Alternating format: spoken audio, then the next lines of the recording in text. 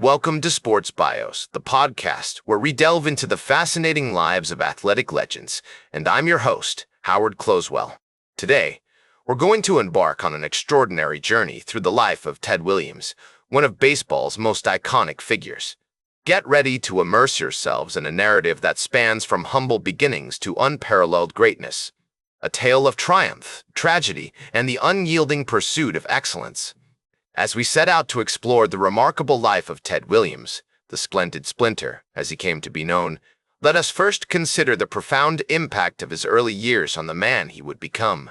Born on August 30th, 1918, in San Diego, California, to Samuel and May Williams, Ted's childhood was marked by a rather unconventional family setup. His mother, a devoted Salvation Army member, often left him and his brother Danny in the care of others while she attended to her charitable work. This nomadic existence would later influence Ted's independence, strong-willed nature, and an unshakable sense of self-reliance. Growing up in the 1920s and 30s, Ted was part of a generation that witnessed the dawn of baseball's golden age. He spent his formative years playing sandlot ball, developing a passion for the game that would eventually become an all-consuming force in his life.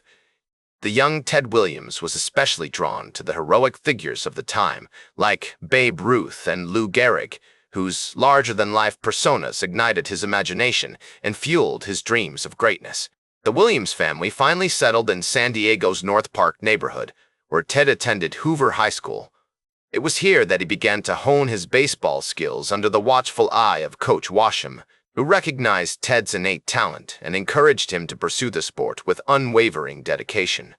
But Ted's journey was not without its challenges. As a youngster, he faced numerous obstacles, including poverty and an unstable home life.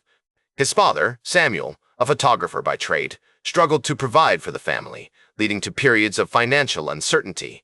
Yet, despite these hardships, Ted found solace in baseball, which became his escape, his sanctuary. He would often spend hours upon hours practicing his swing, perfecting his technique, and studying the game with an intensity that belied his age. The historical context of Ted's early years is fascinating, set as it was against the backdrop of the Great Depression and the rise of baseball as a national pastime. The sport became a beacon of hope for many Americans, offering a welcome respite from the hardships of everyday life. For Ted Williams, baseball was more than just a game. It was his ticket out of poverty, his path to greatness. As the great American poet Walt Whitman once wrote, "Do the first contradict myself? Very well, then I contradict myself. I am large, I contain multitudes." Ted's story is a testament to the power of baseball to transcend adversity and uplift the human spirit.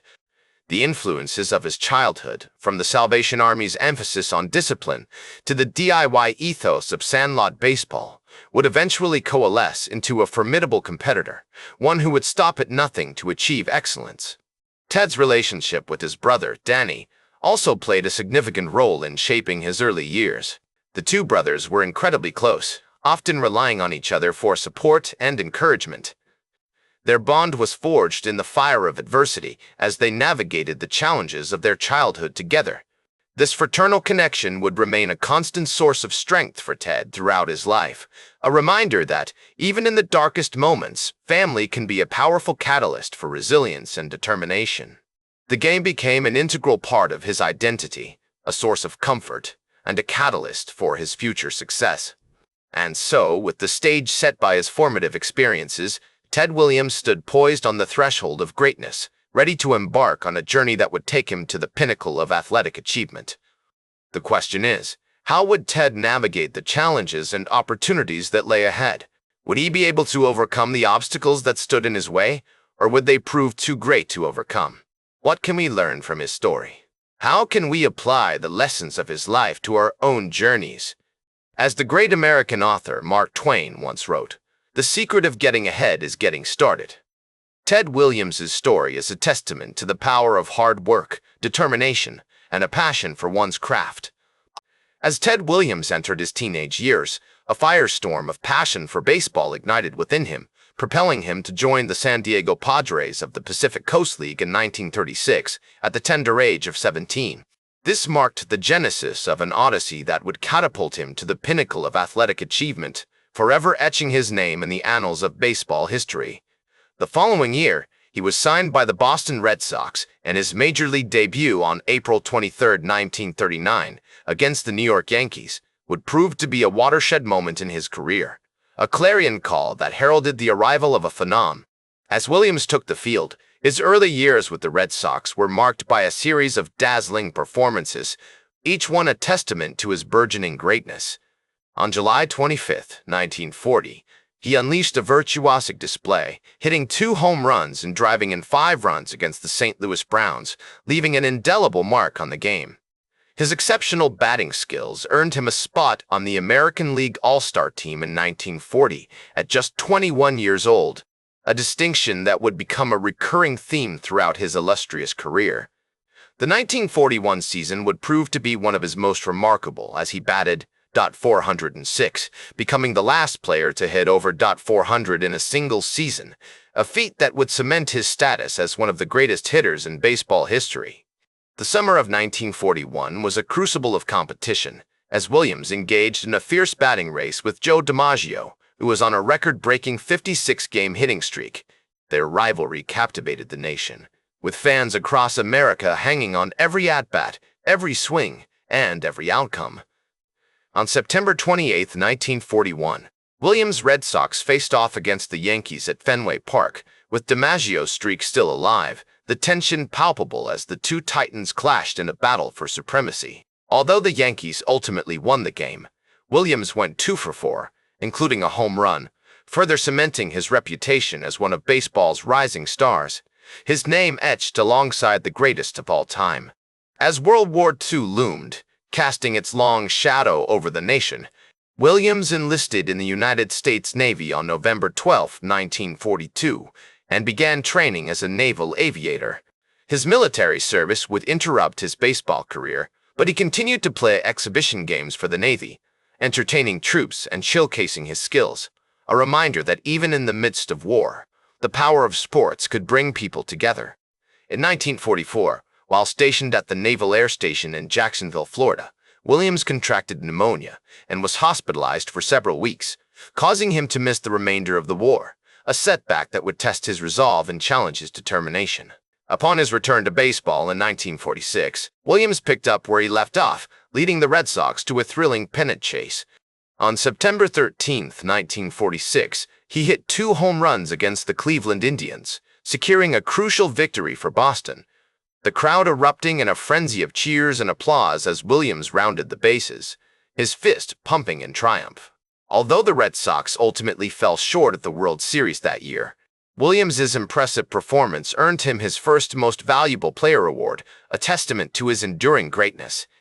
The late 1940s and early 1950s saw Williams continue to dominate on the field, with 5 more All-Star appearances and 2 more MVP awards in 1949 and 1951. On April 30, 1951, he became one of the oldest players to hit 3 home runs in a single game, doing so against the Detroit Tigers at Fenway Park, a feat that would be remembered for generations to come. His remarkable career was marked by incredible highs, including his famous 502-foot home run off Fred Hutchinson on June 9, 1949, which remains one of the longest home runs in baseball history. A towering blast that seemed to defy gravity and push the boundaries of human achievement. Throughout his illustrious career, Williams' relationships with contemporaries like Joe DiMaggio, Bob Feller, and Jackie Robinson were significant, a testament to the enduring bonds of friendship and respect that transcended the rivalries and competitions of the game. He often spoke about the mutual respect he shared with these legends, and their on-field battles remain some of the most memorable moments in baseball history.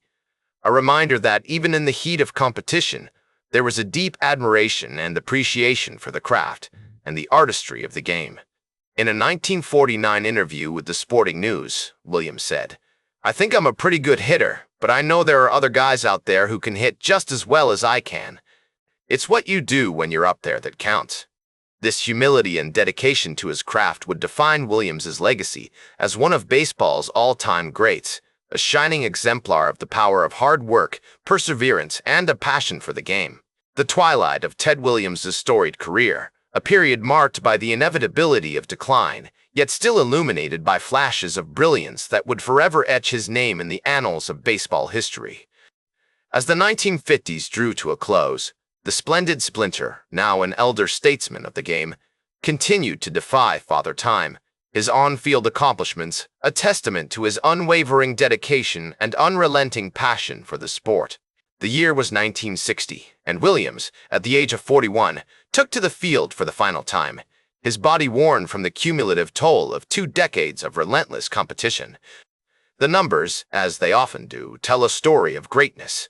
A .344 batting average, 521 home runs, and a legacy that would continue to inspire generations of baseball enthusiasts.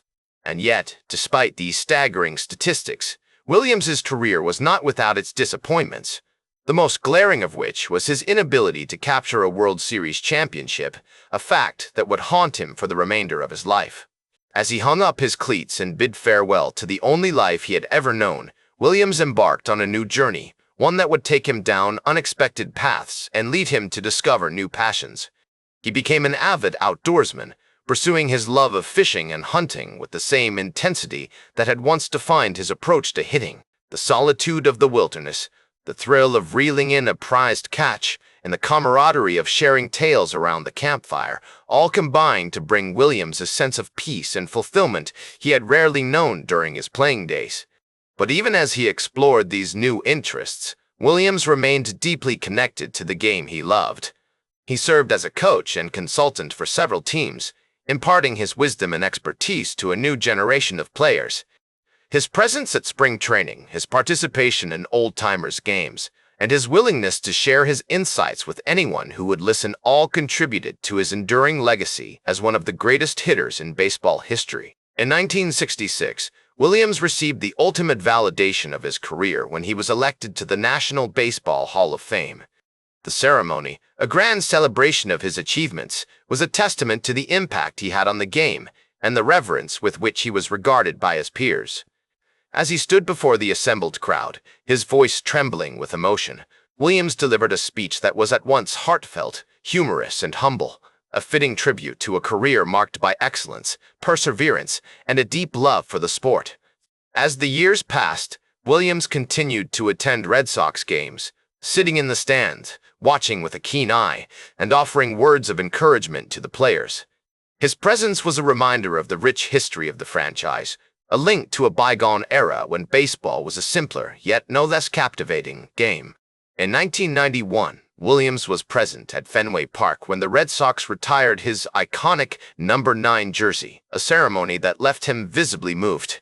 The gesture, a fitting tribute to his enduring legacy, was a testament to the profound impact he had on the team and the city of Boston. But Williams's later years were not without their challenges. He suffered the devastating loss of his daughter, Bobby Jo, who passed away from leukemia in 1964, a tragedy that would leave an indelible mark on his life. In response to this unimaginable sorrow, Williams became an advocate for the Jimmy Fund, a charity dedicated to supporting cancer research and providing care to children affected by the disease. His tireless efforts on behalf of this worthy cause were a testament to his generosity of spirit, his compassion, and his unwavering commitment to making a positive impact on the world.